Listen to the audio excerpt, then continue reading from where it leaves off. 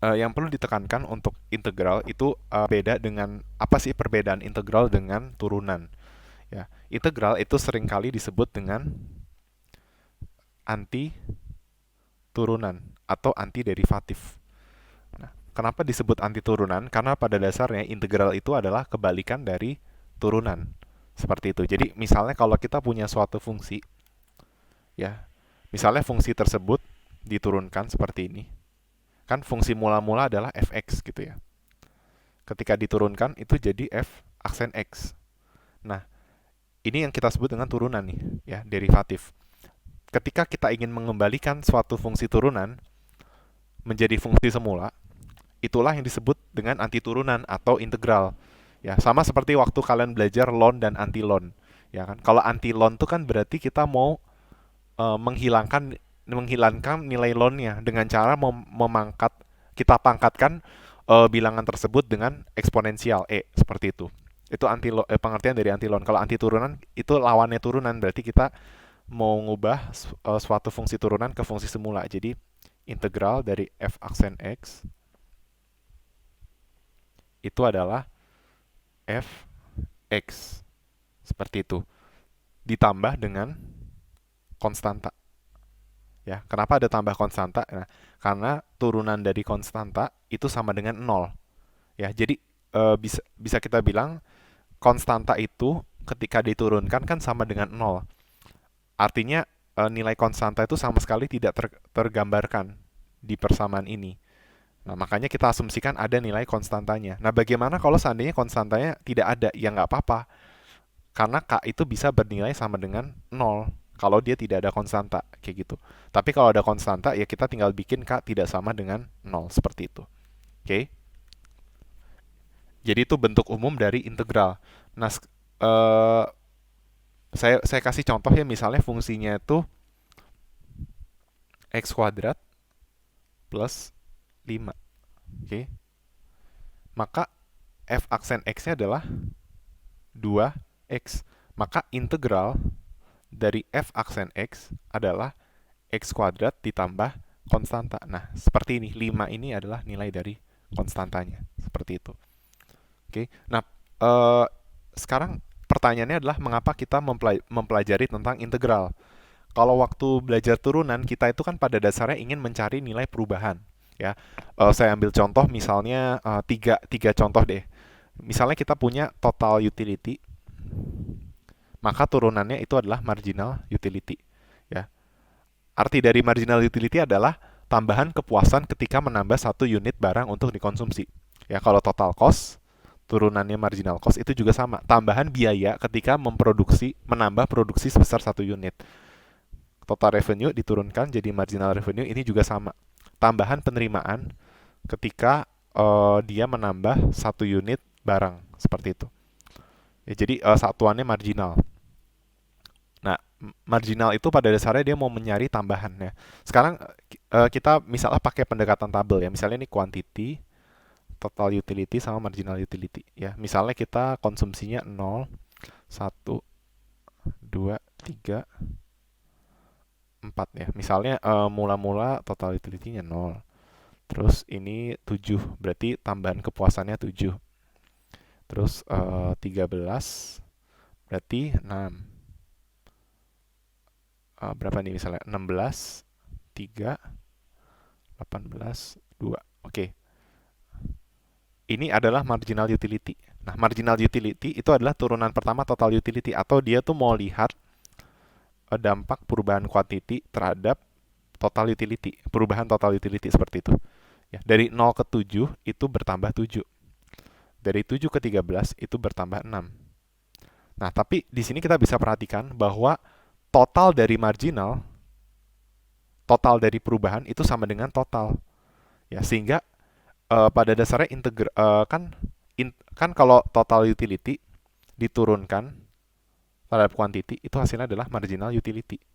Nah, berarti integral dari marginal utility itu hasilnya adalah total utility.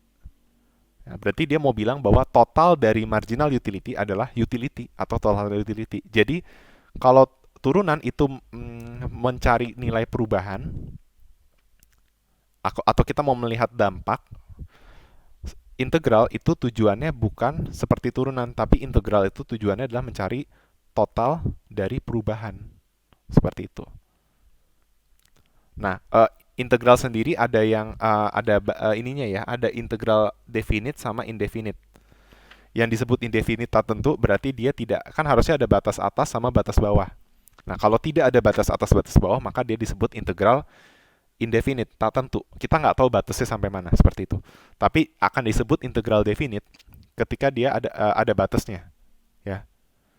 Contohnya, saya mau tahu total dari marginal utility ketika konsumsi dari 1 sampai 4. Berarti di sininya 1, di atasnya 4, seperti itu. Ya, itu artinya batasnya. Nah, makanya konsep integral itu juga dipakai untuk mencari luas bangunan.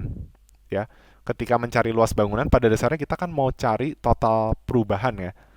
Ya, total perubahan dari masing-masing bidang. Nah, tapi itu mau dijumlahin menjadi suatu luas daerah. Nah, makanya kita mencari luas daerah itu pakai integral seperti itu. Ya, itu konsep yang perlu kita ketahui tentang integral. Oke. Nah, kaidah-kaidahnya itu umumnya ada apa? Sebenarnya ada 6 kaidah ya. Ada kaidah substitusi sama ya kaidah substitusi dan kaidah lainnya. Tapi pada kali ini saya nggak akan terlalu dalam menjelaskannya karena ini kan harusnya matematik ekonomi ya. Jadi saya hanya jelaskan sekilas aja. Mungkin untuk kaidah substitusinya saya skip aja ya. Kita fokus di 5 kaidah aja ya. Dan habis itu kita langsung masuk ke aplikasi atau ke penerapan ekonominya. Seperti itu. Oke. Biar ada gambaran aja. Oke. Misalnya pokoknya pada kali ini kita bakal bahas ya kaidah-kaidah integral. Terus kita juga bahas integral. Tadi ini kan kita lagi bahas integral indefinite. Nanti kita bahas integral definite. Terus yang selanjutnya kita bakal bahas tentang ini, aplikasi integral dalam ekonomi. Oke. Nah, sekarang kita bahas dulu kaidah-kaidah integral. Yang pertama, kaidah pertama itu adalah pangkat. Oke. Jadi aturan pertama atau kaidah pertama itu adalah integral dari pangkat x pangkat n terhadap x itu adalah x pangkat n plus 1 dibagi n plus 1 ditambah k. Seperti itu. Ya, logikanya seperti ini. Misalnya saya punya bilangan, ya misalnya saya punya suatu fungsi, dia itu kalau di fungsi mula-mulanya x pangkat 5 misalnya. X pangkat 5 tambah 3. Nah, maka ketika diturunkan itu hasilnya menjadi 5x pangkat 4 ditambah 0 ya, atau 5x pangkat 4 aja. Kayak gitu. Ya. Berarti logikanya kan ini kan fx. Ini f aksen x gitu kan. Berarti kan harusnya integral dari f aksen x itu sama dengan fx. Berarti integral dari 5x pangkat 4 itu adalah ini, x pangkat 5 plus 3. Nah, berarti kan dia pangkatnya naik 1 ya. Pangkatnya naik 1, di sini ada konstanta. Nah, berarti kita ngeliatnya gini. Kalau ini kan turunannya jadi 5 pindah ke depan, pangkatnya dikurang 1. Nah, berarti kalau ini logikanya diintegralin, berarti kan pangkatnya naik 1. Berarti dari 4 jadi 5. Kayak gitu. Nah, sekarang di depannya ini kita tentuin angkanya. Ya, berapa kali 5 hasilnya sama dengan 5. Maka jawabannya adalah 1. Kayak gitu. Ya, jadi jadi logikanya seperti itulah. Berarti ini berapa dikali 5 hasilnya sama dengan berapa dikali 5 hasilnya sama dengan 5. Jawabannya 1 gitu. Makanya di sini 1. Tapi kalau saya ganti misalnya jadi 10,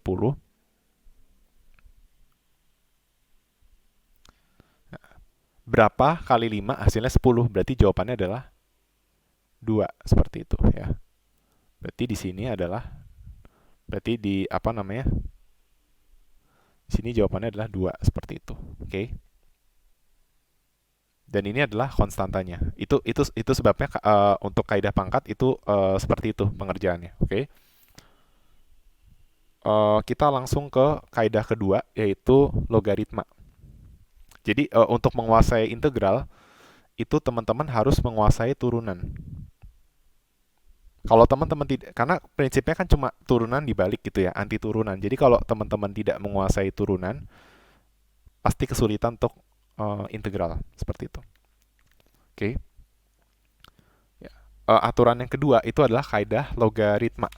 Ya, jadi misalnya kita punya fungsi uh, integral dari 1/fx atau f aksen x per fx dx, maka hasilnya adalah ln fx ditambah konstanta, seperti itu. Dari mana? Nah, kalau mau buktiin tinggal ini aja nih. Misalnya kita punya bilangan ln fx, ya misalnya kita contohnya nih, misalnya kita punya bilangan ln 3x kuadrat ditambah 7x gitu. Ini adalah fungsi x-nya. Berarti turunannya adalah, nah ingat aturan ln adalah 1/u dikali u aksen, ya kan? Atau u 1/u kali u aksen, atau u aksen per u. Berarti ini diturunin jadi 6x plus 7 dibagi ini 3x kuadrat plus 7x, kayak gitu. Maka integral dari ini adalah ini ditambah ya integral ya kayak gitu ya, ditambah dengan konstanta. Kebetulan di sini konstantanya 0, seperti itu. Oke. Ya. Jadi intinya integral tuh kebalikan dari turunan. Oke, lanjut. Kaidah ketiga yaitu eksponensial.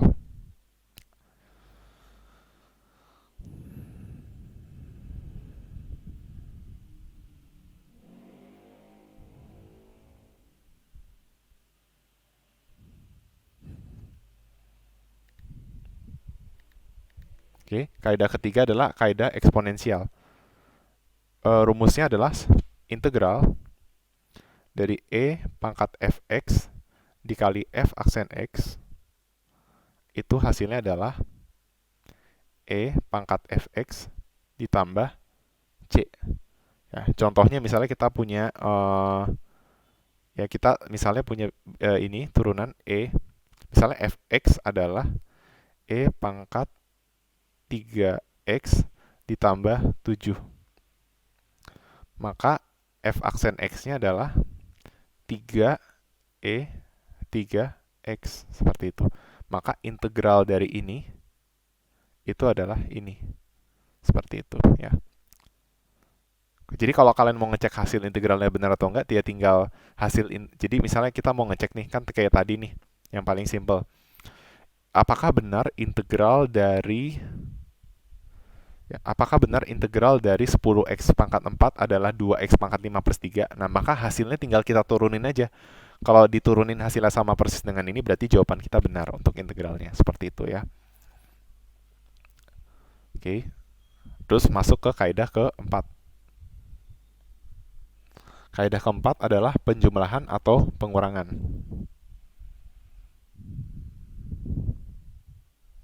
Ya, penjumlahan atau pengurangan.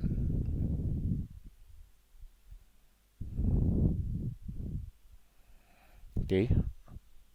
Jadi misalnya integral dari fx plus minus gx. Nah, pada dasarnya ini adalah tinggal dipisah saja. Jadi integral fx, jadi kita ngintegralin dulu fx, baru ngintegralin gx, seperti itu. Oke, jadi cuma dipisah aja. Contohnya misalnya nih integral X pangkat 4 tambah 3X kuadrat dx. Gitu.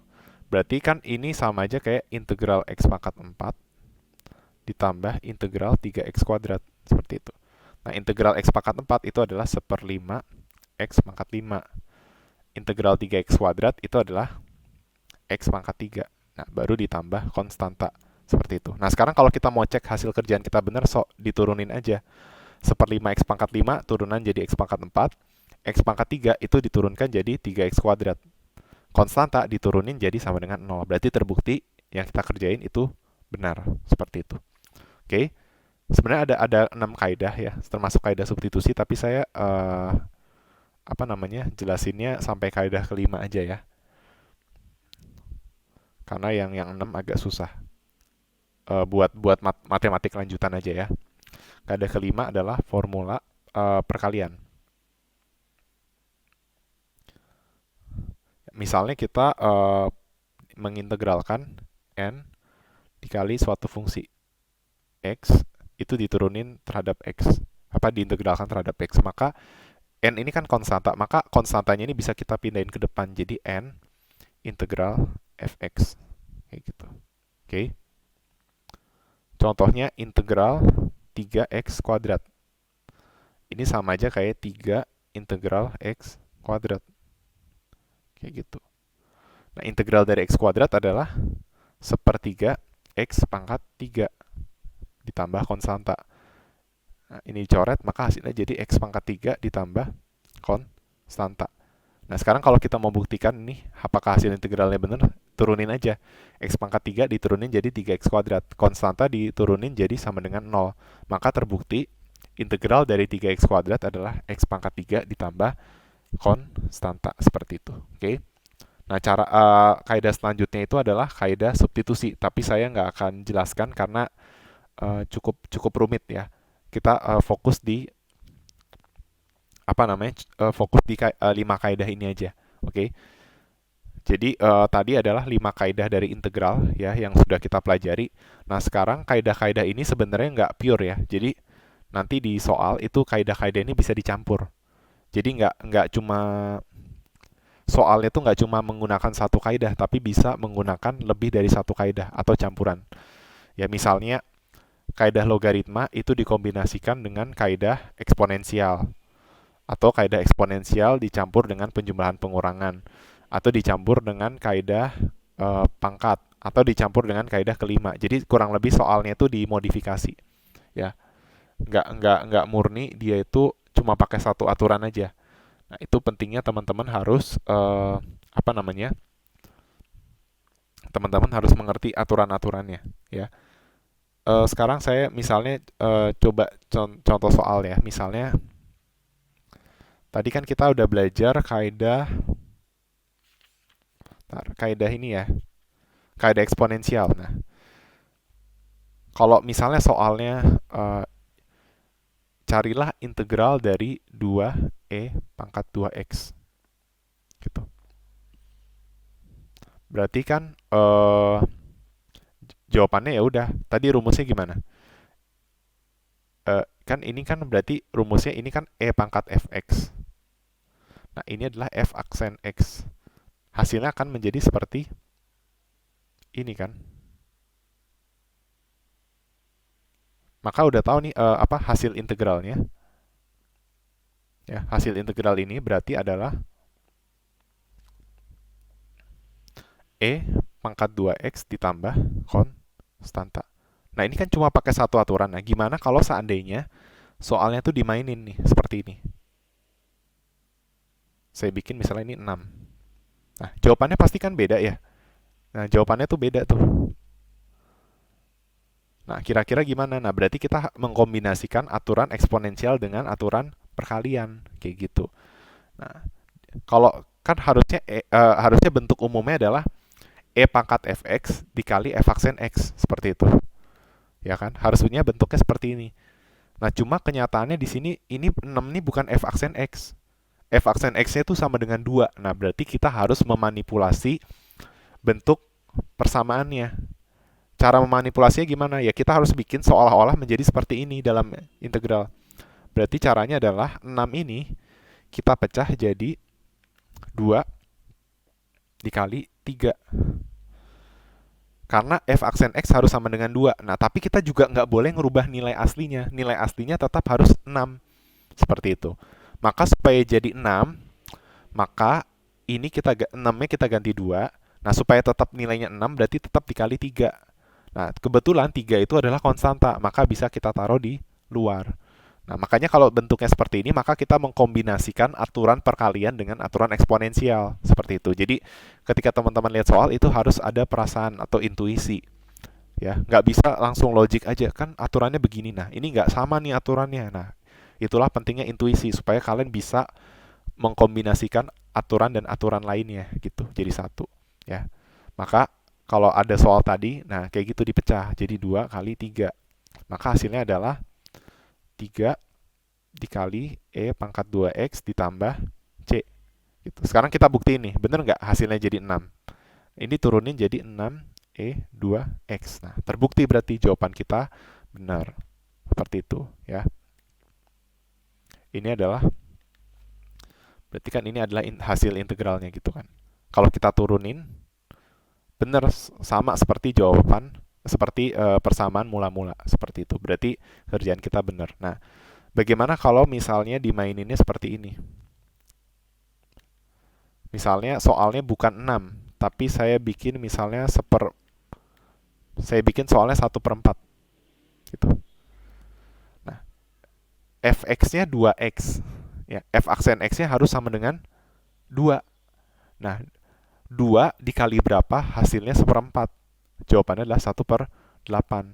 Berarti saya taruh 1/8 di depan, 1/4-nya saya ganti dengan 2. Jadi itu tidak mengubah nilainya. Seperti itu. Jadi 1/8 kali integral 2e pangkat 2x. Kayak gitu. Ya. Hasilnya adalah 1/8 kali e pangkat 2x plus c. Ya, diturunin, terbukti kalau diturunin jadi hasilnya berapa? 1/4 E 2x. Maka terbukti yang kita kerjakan itu benar. Oke. Jadi seperti itu. Itu pentingnya intuisi dalam mengerjakan integral. Oke, sekarang kita lanjutkan ke contoh soal yang lain. Ya, sekarang misalnya kita punya kita aplikasikan aturan LON ya. Jadi misalnya integral dari 6x ditambah 7 dibagi 3x kuadrat plus 7x.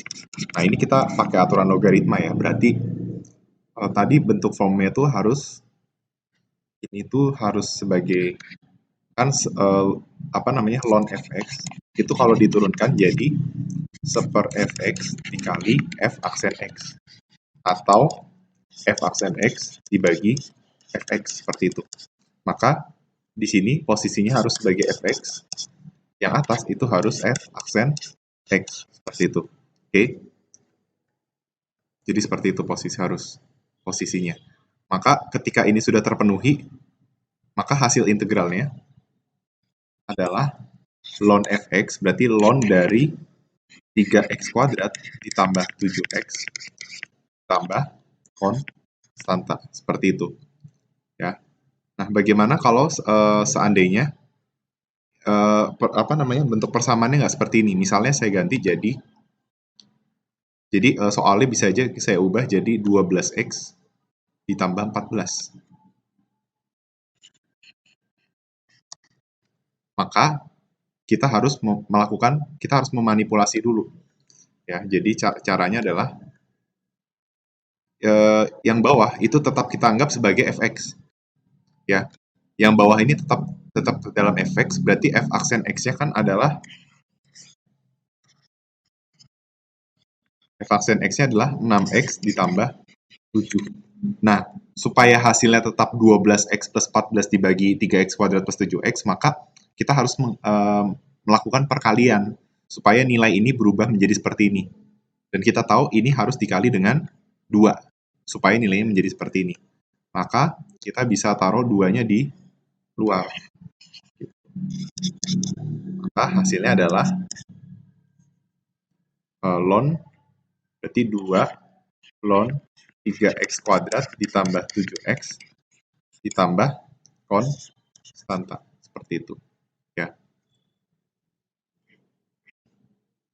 Jadi kita harus bisa ini ya, harus punya intuisi supaya bisa menggabungkan aturan-aturan yang ada. Oke. Nah, saya nggak akan terlalu banyak bahas contoh soalnya, karena sebenarnya integral ini materi matematik lanjutan ya. Tapi saya akan membahas penerapan ekonominya. Ya. Kalau turunan itu berarti kan penerapannya kita mencari perubahan ya. Jadi misalnya perubahan biaya ya, atau tambahan biaya akibat menambah jumlah produksi atau yang kita kenal dengan marginal cost. Nah, kalau di integral itu kebalikannya. Kalau di turunan kita mengubah total menjadi marginal. Ya, tapi kalau di integral kan integral tuh tujuannya mencari total perubahan. Berarti total dari total perubahan itu adalah total dari sesuatu. Contohnya total dari marginal utility adalah total utility seperti itu. Ya, contohnya adalah yang pertama kita fungsi biaya ya. Jadi fungsi biaya itu dapat diperoleh dari melakukan integral terhadap marginal cost seperti itu. Oke. Jadi integral dari marginal cost adalah fungsi biaya. Jadi kita bisa mengetahui marginal cost dan average cost. Jadi kita bisa mencari average cost atau cost itu kalau kita tahu marginal cost. Ya. Misalnya marginal cost-nya adalah 3Q kuadrat min 6Q ditambah 4. Maka cost function-nya adalah diintegralkan saja. Nah, 3Q kuadrat naik jadi Q pangkat 3 gitu ya. 6Q jadi 3Q kuadrat. Ini jadi 4Q. Ditambah konstanta. Nah, kalau fungsi biaya, konstanta itu seperti apa? Konstanta adalah fixed cost. Gitu. Sedangkan ini adalah variable cost. Oke. Bisa nggak kita cari average cost? Bisa ya. Cari average cost-nya adalah tinggal cost dibagi quantity. Berarti Q kuadrat dikurang 3Q ditambah 4 ditambah K bagi Q. Seperti itu. Oke. Itu adalah average cost-nya. Nah, kalau tadi mengubah marginal cost menjadi total cost. Nah, bisa nggak kita mencari revenue dari marginal revenue? Bisa juga ya. Nah, kalau berarti misalnya kalau kita punya marginal revenue itu 16 min 4Q, maka total revenue-nya adalah integral dari MR terhadap Q. Hasilnya adalah 16Q min 2Q kuadrat. Seperti itu. Oke. Berarti average revenue-nya, berarti kalau kita mau mencari average revenue dari marginal revenue adalah kita tinggal bagi TR-nya dengan Q. Jadi 16 min 2 Q. Seperti itu. Oke. Itu adalah salah satu penerapannya. Kita juga bisa mencari total utility dari marginal utility ya. Misalnya marginal utility-nya itu adalah 90 min 10 Q. Berarti total utility adalah integral dari marginal utility terhadap si Q. Berarti tinggal naik ya, naik jadi 90 Q min 5 Q kuadrat, seperti itu. Oke. Kalau tadi kan kita bicara ini ya utility. Nah, sekarang kalau produk berarti dari marginal productivity ya. Jadi total produk adalah integral dari marginal product terhadap quantity, seperti itu. Misalnya kita dapat marginal productivity, saya bikin aja langsung spesifik ya. Misalnya marginal productivity capital itu adalah ketika menggunakan 18 min 3K kuadrat. Berarti total productivity capital itu adalah integral dari MPK terhadap K gitu. Hasilnya adalah 18K ini jadi 9K kuadrat. 3Q kuadratnya 3K kuadratnya jadi K pangkat 3. Ditambah dengan konstanta. Kayak gitu. Ya C lah misalnya kodenya. kita bisa abaikan misalnya konstanta sama dengan 0 karena umumnya kalau total productivity dia nggak ada nilai konstannya ya. Ya, ketika tidak menggunakan input ya totalnya tetap 0 kayak gitu. Beda sama fixed cost. Jadi ini bisa kita abaikan konstantanya. Oke. Nah, kalau tadi penerapan dalam mikro ya, sekarang penerapan dalam makro satu aja ya. Jadi kalau kalian mungkin beberapa belum belajar pengantar makro, tapi di makro itu ada fungsi ini konsumsi dan fungsi tabungan. Ya, misalnya konsumsi itu dipengaruhi oleh pendapatan nasional. Ya, misalnya A ditambah B Y. Berarti marginal propensity consume-nya itu kan adalah jadi ini kalau mau ini ya dibahas nih. Jadi A itu adalah konsumsi yang tidak dipengaruhi oleh income atau kita sebut dengan konsumsi otonom. Oke. Sedangkan ini B itu kita sebut dengan MPC. Jadi ini besarnya hasrat untuk mengonsumsi marginal propensity to consume kayak gitu. Maka nilai B itu adalah didapat dari yaitu MPC, yaitu turunan C terhadap Y, seperti itu. Oke.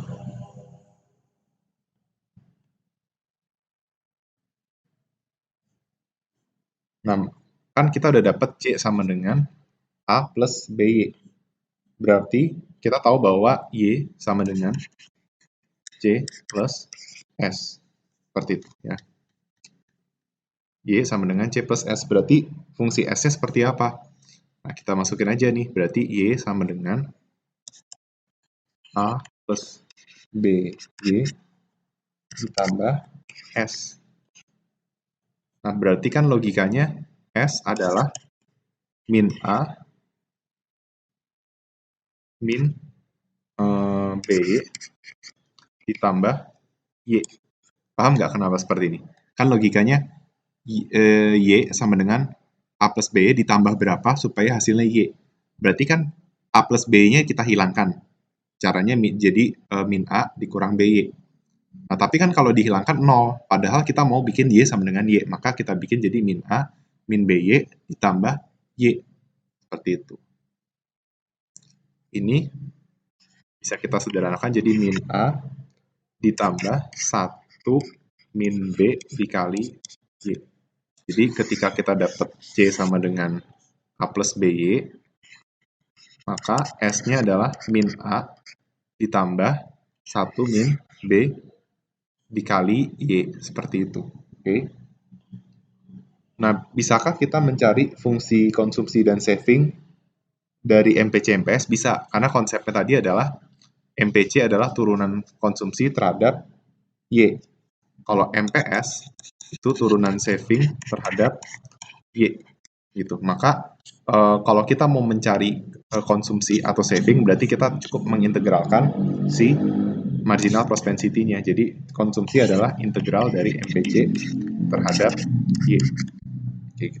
Nanti hasilnya adalah A plus B Y. Ya kan MPC itu sama dengan B gitu ya. MPC itu adalah B.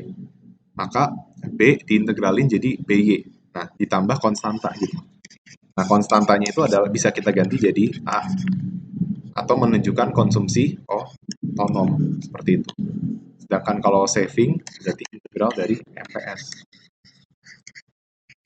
MPS itu tadi 1 min B, berarti 1 min B diintegralin terhadap Y, hasilnya adalah 1 min B kali Y, ditambah konstanta.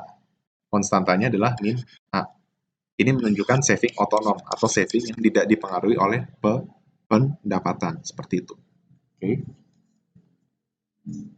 Itu adalah aplikasi dari integral tertentu atau indefinite integral. Nah, sekarang kita masuk ke integral tertentu atau disebut dengan integral definite. Oke.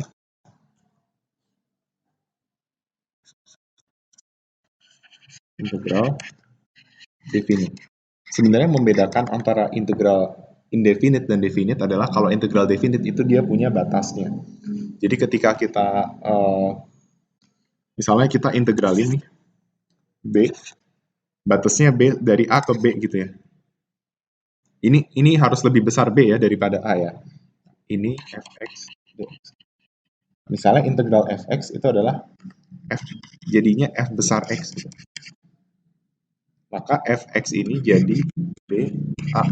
Jadi kan nanti kita dapat nih misalnya integral dari fx adalah f kecil x jadi f besar dalam kurung x tutup kurung.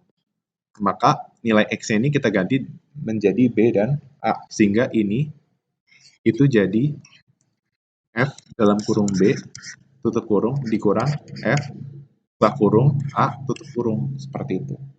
Fb dikurang fa.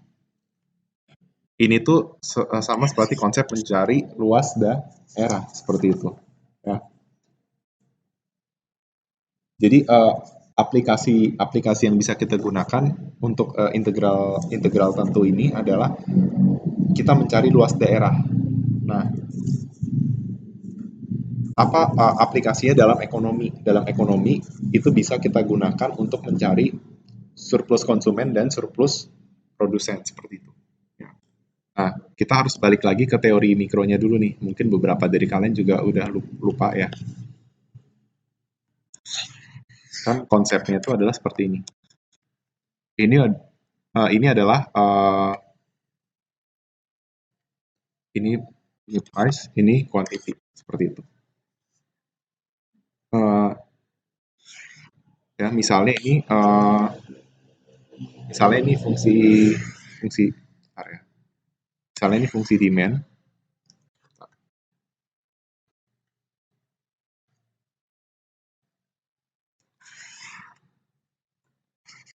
Lalu ini ada fungsi supply. Nah, ini adalah harga equilibrium dan kuantitas equilibrium seperti itu. Oke.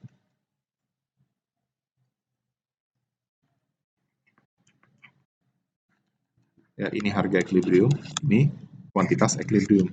Nah, daerah surplus konsumen itu apa? Daerah surplus konsumen itu adalah daerah dia bicara tentang daerah willingness to pay. Jadi ini kan ini kan titik ini menunjukkan maksimum willingness to pay seperti itu kan.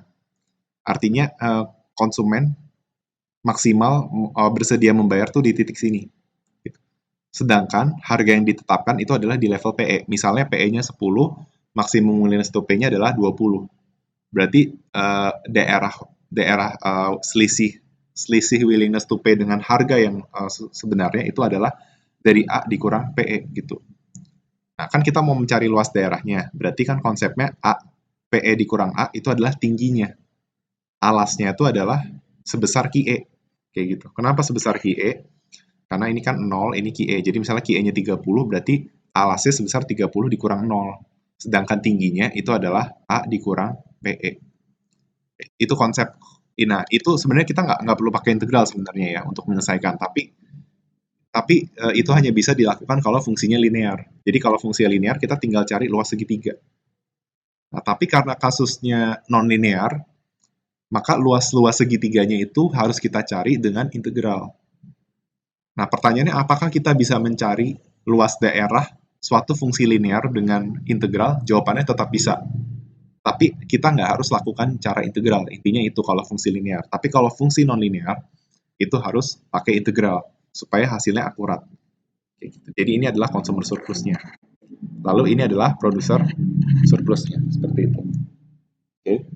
Jadi kalau consumer surplus, nantinya kita akan mencari luas daerah si fungsi permintaan ini QD, tapi dibatasi di antara A sampai harga equilibrium. Nah, kalau ini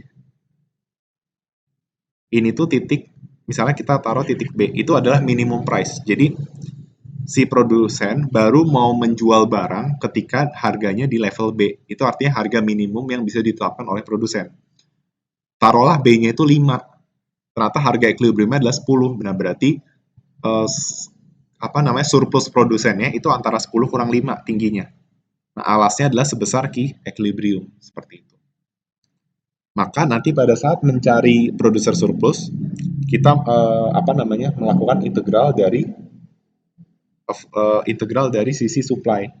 kayak gitu. Tapi kita mesti lihat nih, kalau consumer surplus kan konsepnya gini nih. Kita kan pertama nyari, pertama kita integralin gitu ya. Kita integralin ini. Kan dapat ini. Padahal yang mau kita cari ini. Gitu. Berarti nanti gini. Jadi ketika misalnya kita lakukan integral tanpa batas gitu, berarti kan nanti consumer surplusnya seperti ini. Jadi kalau misalnya saya bikin, jadi ini sekarang langsung masuk ke rumus ya. Kan misalnya consumer surplus itu kan integral dari QE 0. Nah, fungsi permintaan ya ini. Oke, kalau saya bikin seperti ini, kan kalau misalnya nggak ada batas nih, ya anggap nggak ada batas. Nah itu berarti luas daerahnya di sini. Kalau nggak ada batas, oke. Nah kalau seandainya saya batasi, batasnya itu misalnya saya batasi dari IE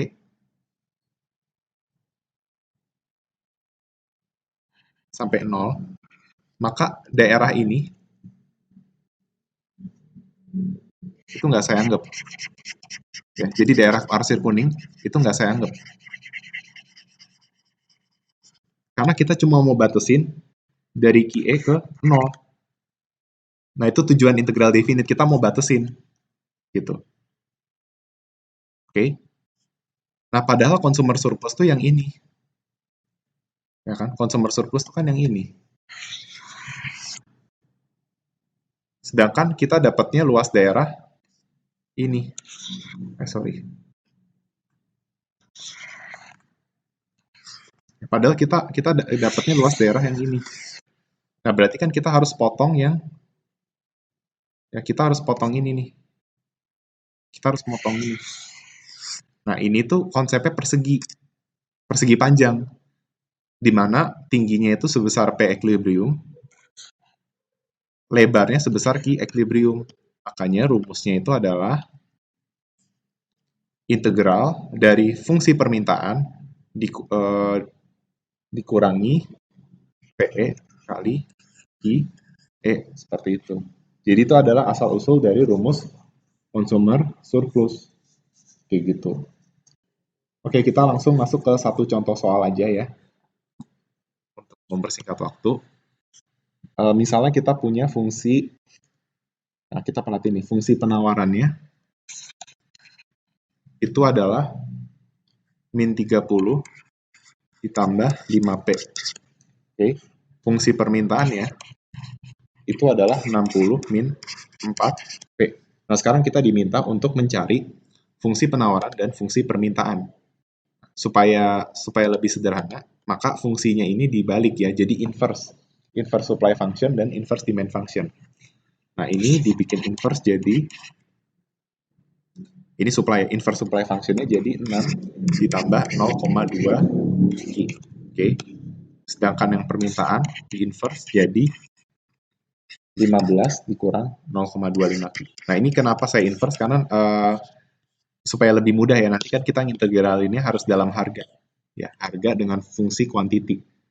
Kayak gitu. Ya. Nah, kan tadi rumusnya kita ada unsur ini ya, equilibriumnya ini. Berarti kita mesti cari dari informasi yang ada, kita mencari harga equilibrium dan kuantitas equilibrium. Berarti kita lakukan IS sama dengan ID. Berarti min 30 ditambah 5P sama dengan 60 min 4P. Nanti kalian bakal dapat nih harga equilibriumnya itu 10, kuantitas equilibriumnya adalah 20. Oke. Jadi luas perseginya itu 200. Kita udah temu PE sama QE. Nah, berarti consumer surplus tadi adalah integral QE ke 0 FI DQ yang menunjukkan demand function dikurang PE kali QE, seperti itu. Nah, tadi inverse demand function-nya adalah 15 min 0,25 Q. DQ. QE-nya 20, ini 0. Oke. Dikurang 200. Ya, PE QE-nya 200. Nah, integral dari 15 kurang 0,25 Ki itu adalah 15 Ki dikurang 0,125 Ki dengan Ki kuadrat ya, dengan batas 20 sampai 0 dikurang 200. Nah, ini tinggal kalian masukin 15 kali 20 itu 300.